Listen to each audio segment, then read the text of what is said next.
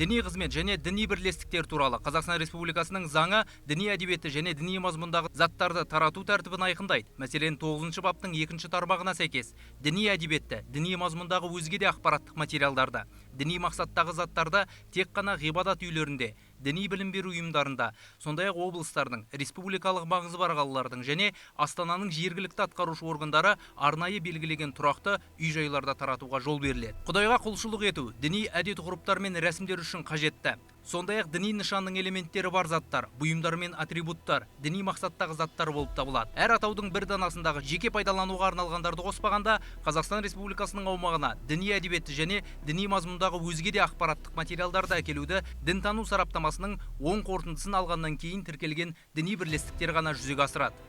Діни әдебиетті және діни мазмұндағы өзге де ақпараттық материалдарды әзірлеуге, шығаруға және таратуға дінтану сараптамасының оң қорытындысы алынғаннан кейін жол беріледі.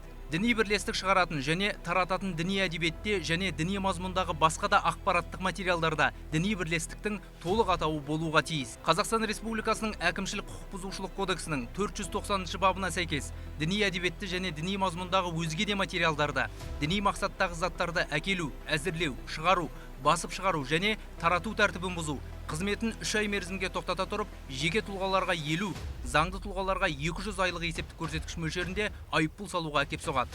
Сондай-ақ миссионерлік қызметті тіркеусіз жүзеге асыру, сол сияқты миссионерлердің дінтану сараптамасының оң қорытындысы жоқ діни әдебиетті, діни мазмұндағы ақпараттық материалдарды және діни мақсаттағы заттарды пайдалануы, Қазақстан Республикасында тіркелмеген діни бірлестіктердің діни ілімді таратуы Қазақстан Республикасының азаматтарына 100 айлық есептік көрсеткіш мөлшерінде, шетелдіктерге және азаматтығы жоқ тұлғаларға Қазақстан Республикасының шегінен әкімшілік жолмен шығарып жібере отырып, 100 айлық есептік көрсеткіш мөлшерінде айыппұл салуға әкеп соғады.